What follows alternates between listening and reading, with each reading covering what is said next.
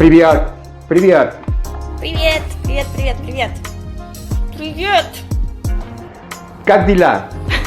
Меня зовут Luis. Эти наушники на украшения. Я ими пользуюсь. То работал на телевидении на Штовшинге. Да, да. Спасибо большое. Thank you. Спасибо. It's my friend from Mexico. I know you. I see you always. Я тебя люблю. Да. Я готов, Карина. Я готов.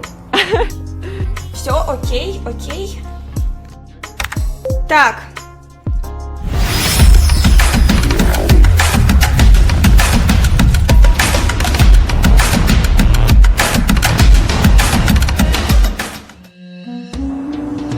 El autoritarismo en las relaciones humanas es una variante del ejercicio de un dirigente o gobernante que impone su voluntad sin aprobación ni participación de nadie, creando un orden social represivo donde no existen la libertad ni la igualdad. La tiranía está resurgiendo con fuerza, no porque la gente crea que es un sistema ideal, sino porque se sienten individualmente impotentes y desamparados frente a una aplastante aceleración tecnológica que lo supera y un cruel desorden social. El caos reinante, fortalecido por la rápida pérdida de valores y principios, está empujando a las personas a buscar líderes que los puedan dirigir en la política, opinión pública, religión, ciencia y expectativas sociales. Este es el origen del poder que están alcanzando los llamados influencers, que plantan su opinión unilateral como si fuera un dogma de fe sobre un grupo de seguidores, lo que conduce hacia la arbitrariedad mediática. El concepto parece nuevo, pero no lo es, tan solo se está agudizando. Apareció en los primeros años del siglo XX con el establecimiento de estados de vigilancia masiva en los que la libertad de expresión ha retrocedido hacia agresivos niveles de censura. La burocracia estatal y sus limitantes regulaciones han invadido casi todas las áreas de la vida y el aumento de tasas tributarias impositivas ha alcanzado grados que desencadenan revoluciones y guerras civiles. Sin embargo, en los últimos años, esta aproximación disimulada hacia la tiranía se ha transformado en una competencia pública y abierta, en la que vemos a diversos gobiernos adoptar un duro régimen totalitario. Aunque la actual epidemia de políticos hambrientos de poder y mentalmente perturbados que desean el control total no es lo que obstaculiza y altera nuestra situación, pues esa clase de individuos siempre ha existido. Más bien, muchos de nuestros problemas de desorientación social radican en el hecho de que muy pocas personas, solo unas cuantas personas, poseen la única virtud que puede enderezar el rumbo hacia la libertad y el equilibrio. Esa cualidad es el coraje. Coraje.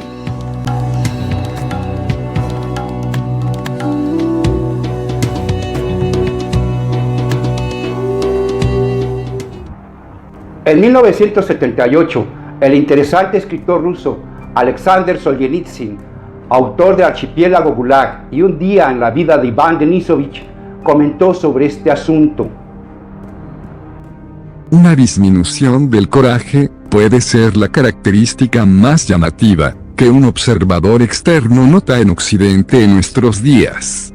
Debería advertirse que, desde la antigüedad, se ha considerado que la disminución del coraje es el principio del fin de una civilización. Casi medio siglo después, las palabras de Solzhenitsyn siguen reflejando la realidad cotidiana de la gente común, que ha preferido perder el valor para caer en un espantoso conformismo y obediencia de rebaño al cumplir reglas, donde la cobardía generalizada está justificando el establecimiento del autoritarismo.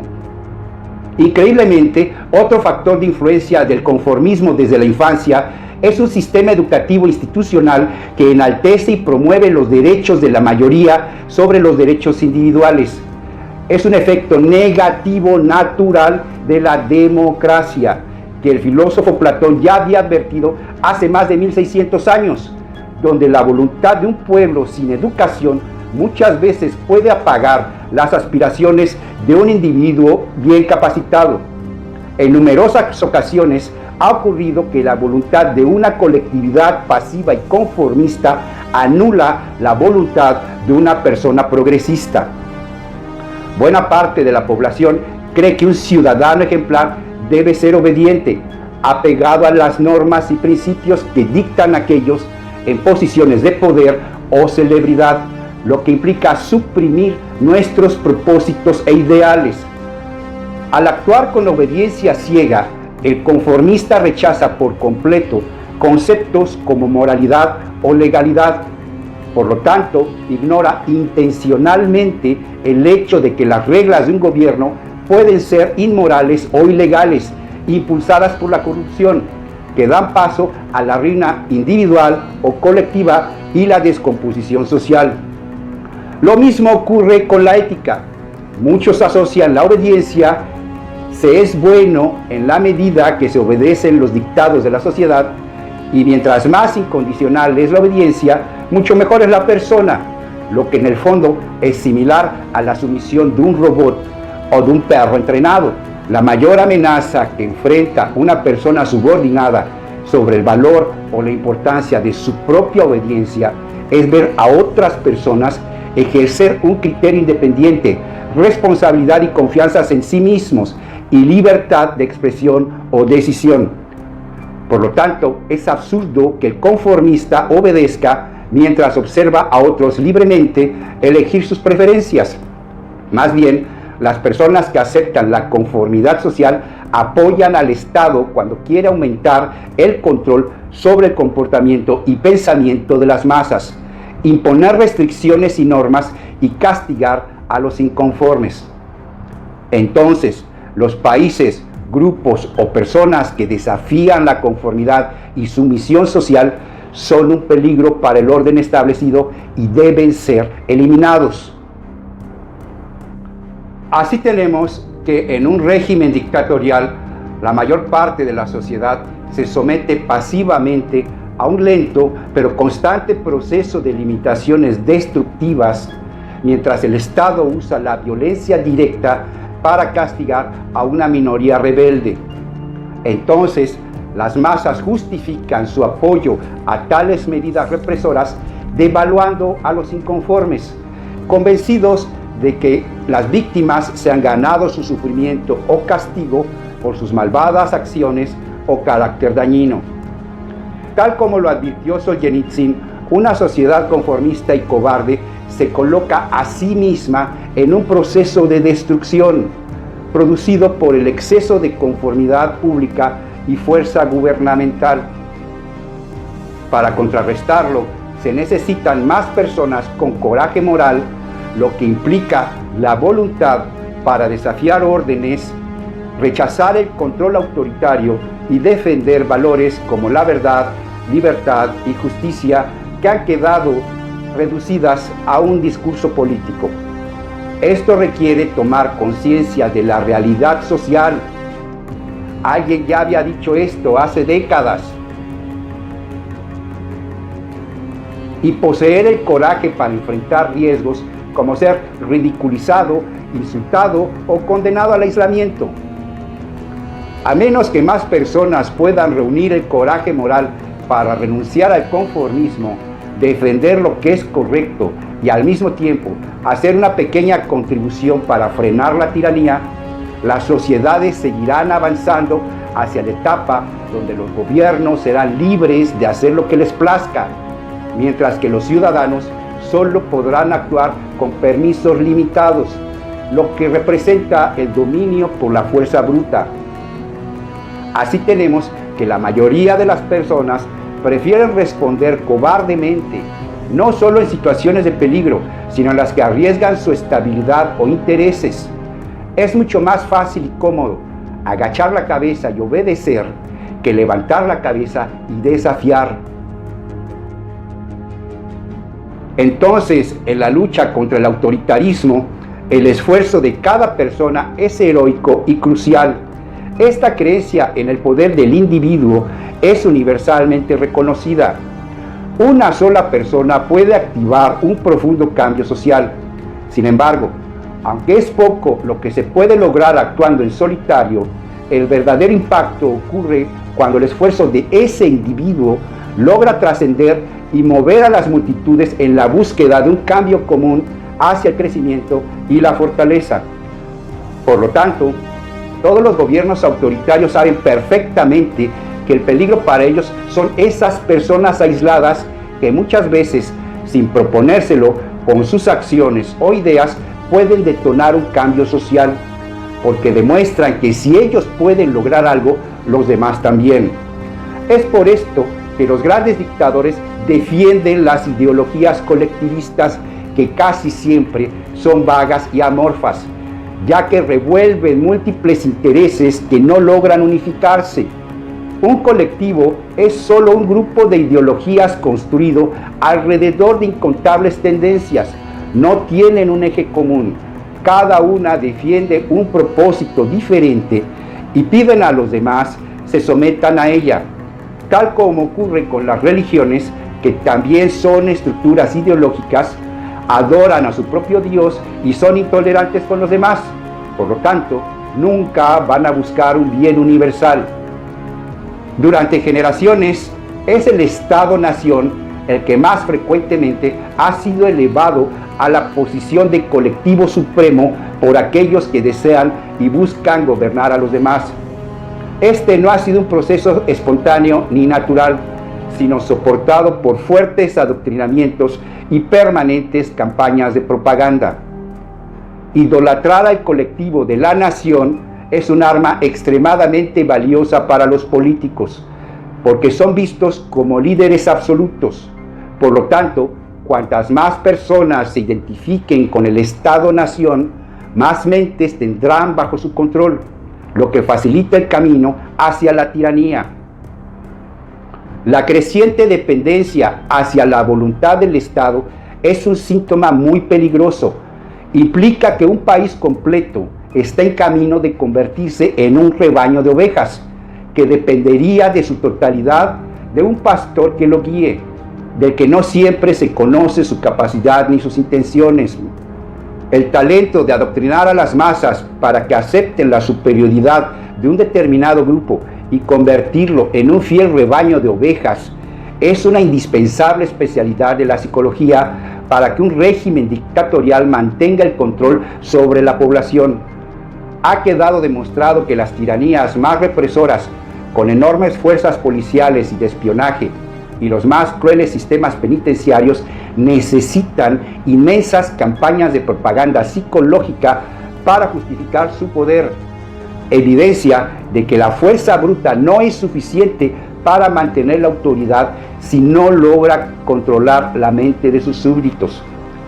Cuando uno percibe que lograr el control mental de los individuos es el objetivo primordial para controlar una población, queda claro que el primer paso para contrarrestar la tiranía es liberar nuestra propia mente, darnos cuenta de que alguien está dirigiendo nuestras ideas e intereses para que sigan una sola línea oficial.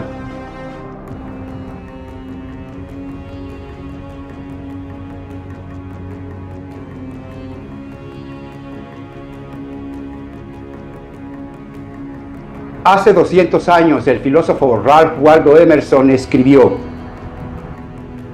Por el inconformismo, el mundo te azota con su descontento. El comentario demuestra que el conformismo social ya era fuerte en esa época, pero sus palabras reflejan más la realidad de hoy que la de su tiempo. Gracias a las tecnologías de comunicación de masas y redes sociales, es posible azotar y golpear a cualquier persona en cualquier parte del mundo solo porque no estoy de acuerdo con lo que dice o hace. Miles de veces hemos visto cómo alguien hace algo y en unos cuantos minutos le llueven críticas. Personas desconocidas de cada rincón del planeta, empleando redes sociales, condenan, avergüenzan o ridiculizan a aquellos que no concuerdan con sus creencias o actitudes. Pero esta capacidad magnificada para imponer un conformismo global tiene una ventaja, pues los rebeldes con coraje que no aceptan el autoritarismo de un solo esquema de pensamiento pueden encontrar nuevos canales de comunicación para compartir y multiplicar sus ideas con millones de simpatizantes. Si bien el conformismo puede definirse como la imitación de comportamientos, creencias y valores mínimos que se estiman socialmente aceptables, el coraje no solo es el rechazo de lo que aprueban las multitudes, sino que propone otras alternativas que los demás no observan debido a su ciego sometimiento, por lo que estas personas son consideradas audaces, absurdas o dementes. Algunos investigadores sociales consideran que el principal factor que impulsa a las multitudes hacia la cobardía es el miedo a morir. El antropólogo Ernest Becker, en su libro ganador del premio Pulitzer, La negación de la muerte, describe ese temor con estas palabras.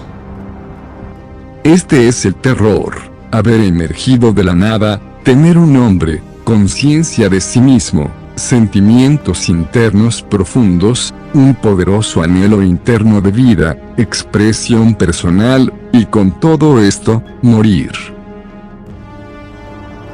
Según Becker, todos intentamos eliminar el miedo a la muerte, negándola, mediante el esfuerzo por lograr algo heroico, que significa adherirse a un propósito o causa que creemos que sobrevivirá más allá de nuestra existencia física, lo que nos otorgaría una aparente forma de inmortalidad. Esta idea tiene dos caminos.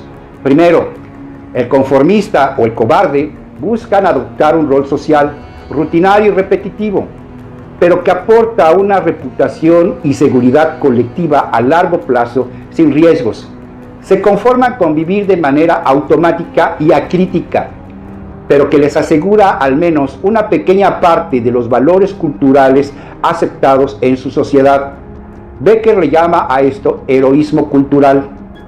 Segundo, el inconforme o aquel con coraje busca en sí mismo sus talentos o habilidades personales que le permitan crear algo novedoso y significativo que vivirá más allá de su existencia física, como una obra de arte o un descubrimiento científico. Se le conoce como heroísmo personal. Sin embargo, la mayoría de las personas evitan ambas modalidades de singularidad porque se les ha entrenado para que todos sean iguales y sigan el mismo patrón. La vida de los conformistas, aunque cómoda, es en gran medida un estado robótico. Siempre observan a los demás para confirmar cómo comportarse y qué creer. Así, la cobardía equivale a vivir la propia vida para los demás, no para uno mismo, y como reconoció la escritora británica Virginia Woolf. Una vez que nos conformamos, una vez que hacemos lo que los demás hacen, solo porque ellos lo hacen, y el letargo se apodera de todos los nervios y facultades del alma, uno se vuelve un espectáculo exterior y vacío interior, aburrido, insensible e indiferente. Este efecto embrutecedor de la conformidad y la cobardía llevó al filósofo danés Søren Kierkegaard a resaltar la importancia de esforzarse por seguir un camino de vida que se elige de modo personal, ya que la existencia de un conformista apenas puede llamarse vida. En su obra Conclusión de la postdata no científica, sugiere que conformarse es como dormirse en una carreta de heno en movimiento. Pero al igual que Becker, Kierkegaard se dio cuenta de que pocas personas tienen la voluntad de crear su propia singularidad. Mientras que la mayoría de ellos se conforman sin reflexionar sobre por qué lo hacen, otros tienen la constante sensación de que hay mucho más cosas en la vida que el rol social que han adoptado. Que en el poco tiempo que vivimos deben esforzarse por desarrollar su singularidad y ver de lo que son personalmente capaces. Pero incluso con esta conciencia, ¿por qué hay tan pocas personas capaces de sobreponerse al conformismo? Por miedo al prójimo, que exige conformidad y se disfraza de ella. ¿Y qué es lo que obliga al individuo a pensar y actuar como integrante de una manada sin emociones ni ideas propias? Para la mayoría de los críticos es la propensión a la pereza, de la que hablaba el filósofo alemán Friedrich Nietzsche, a quien vamos a ver próximamente. La realidad actual de este problema social sugiere que la humanidad entera ya está viviendo en el mundo distópico que George Orwell plantea en su novela 1984, por lo que me parece importante revisarla. Les dejo como preámbulo, tarea para reflexionar, la advertencia que el mismo Orwell sobre este tema hizo poco antes de fallecer. There will be no loyalty except loyalty to the party. But always there will be the intoxication of power. Always, at every moment, there will be the thrill of victory, the sensation of trampling on an enemy who is helpless. If you want a picture of the future, imagine a boot stamping on a human face forever. The moral to be drawn from this dangerous nightmare situation is a simple one. Don't let it happen. It depends on you.